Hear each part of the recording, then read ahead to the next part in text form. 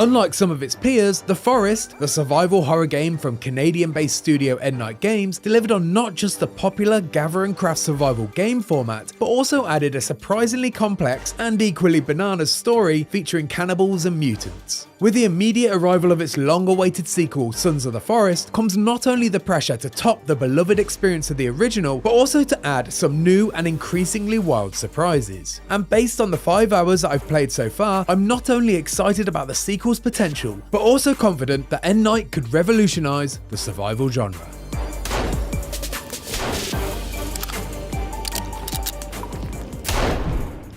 The Forest begins with a simple premise. You've crash-landed on a mysterious peninsula and begin your quest to survive at all costs. There was also the optional objective of finding your kidnapped son, a task that would take you down a wild and disturbing narrative rabbit hole populated by flesh-hungry mutants. Sons of the Forest largely shares the same setup, substituting your son for a missing billionaire. It's a basic idea, but one that allows you to jump straight into the action, allowing players who have no intention of progressing the rescue mission to solely focus on building their very own lakeside resort with some friends right away. Just like its predecessor, you can play, build, and cause chaos with 7 of your friends in co-op, but you can still see everything Sons of the Forest has to offer in single player. The big difference this time though, is that even when you play solo, you're not alone. Enter Calvin. At the very start of Sons of the Forest, you're introduced to Calvin, an elite soldier who not only survived the helicopter crash that stranded you on the island, but is also very much along for the survival ride as an AI companion. While Calvin has suffered some major head trauma that's left him unable to speak, his injuries have not, perhaps surprisingly, prevented him from being extremely helpful. In an apparent effort to replicate the multiplayer experience for solo players, Calvin will follow you around and respond to commands issued via a bunch of handy quick select options on a notepad. He'll take orders to see out your less than desirable busy work, such as chopping down trees and gathering logs.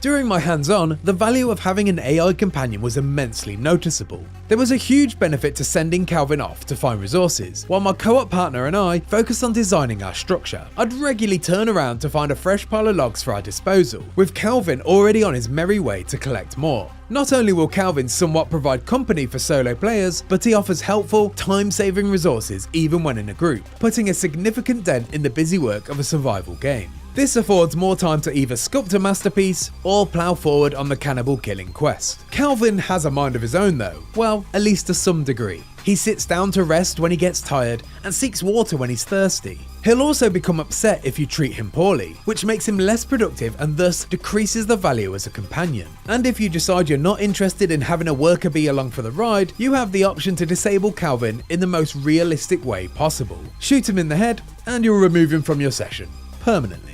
You're limited to 1 Calvin per multiplayer session, so the dream of a legion of Calvins can't be fulfilled. But the developers assured me that there are other companions you can find as you progress, each with their own unique AI. During my playtime, I caught a glimpse of Virginia, a mutant with 3 arms and 3 legs. She quickly scarpered once I approached her, and definitely had more of a skittish sensibility than Calvin. But the developers told me that she can eventually be recruited, and will become attached to you over time should you be kind to her. They compared her instincts to that of an elusive and independent cat, which stands in opposition to Calvin's lovable and obedient dog. The AI improvements aren't limited to just companions though. On our expedition we came across several groups of enemies, ranging from a cluster of cannibals to a mob of monstrosities, each demonstrating their own impressive decision-making abilities. It felt like my enemies were thinking and making active decisions based on not only my actions, but also their situations and environment. Particularly in first-person horror games, enemies generally have 2 modes of behaviour, patrol and attack. But in Sons of the Forest, some foes would just be extremely wary and just interested in watching what I do, while others would charge in aggressively, only to back down when things didn't go their way. I saw enemies consoling their fallen friends, changing their clothes depending on the weather conditions, and even trying to destroy my newly erected home when my back was turned. It was clear to see that the enemy's brains were not only following coded rules, but also adapting their thoughts based on the external influences. The developers explained to me that certain enemies with leadership qualities can influence the decisions of others, and even promote ideas in their ranks such as religion, and that each individual has their own tastes, desires, and proclivities.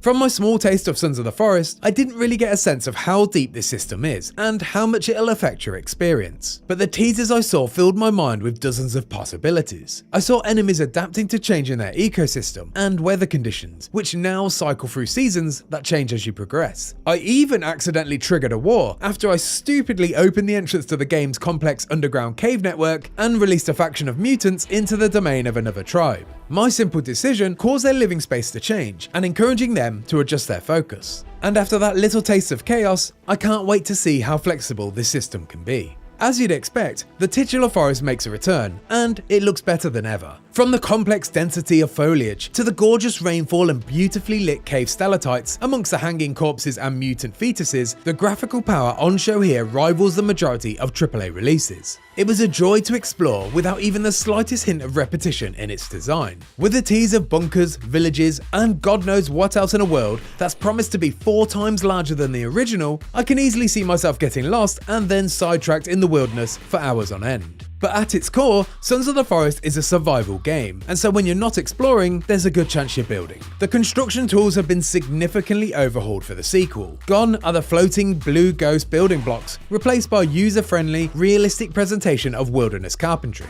Instructions are more literal, and actions are contextual. Instead of just loading resources into a ghost version of the final product, you're now free to, with magnetic and snapping assistance, manually place logs and sticks in the direction that you'd like, allowing for a complete customization of your structure instead of following a predetermined design. My partner, Calvin, and I immediately set to work on building a lakeside domicile of our own, and what began as a traditional design immediately blossomed when we realized the only limitation was our imagination. You're working on every placement by hand, and thus the structural points present not only a decision, but an opportunity for expression.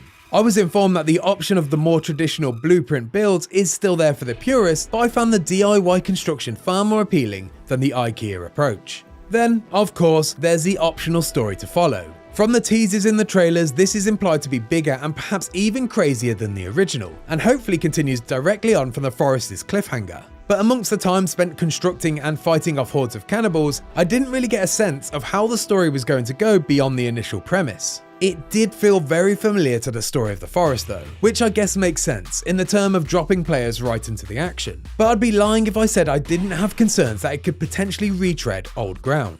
My hope is this simply serves as a jumping off point to go in some truly crazy directions, and it develops a narrative through line from the first game that still feels cohesive. But time will tell once I get my hands on the full game and manage to pull myself away from building a replica of the Ewok village and destroying the lives of the unsuspecting locals. Sons of the Forest appears to evolve and build on every aspect of its predecessor, with a focused goal of realism and developing a flexible ecosystem, and it feels like the building blocks are there to create something truly special. But its killer feature is the addition of impressively sophisticated and smarter AI enemies and companions that could not only provide a huge leap forward for the series, but the survival game genre as a whole.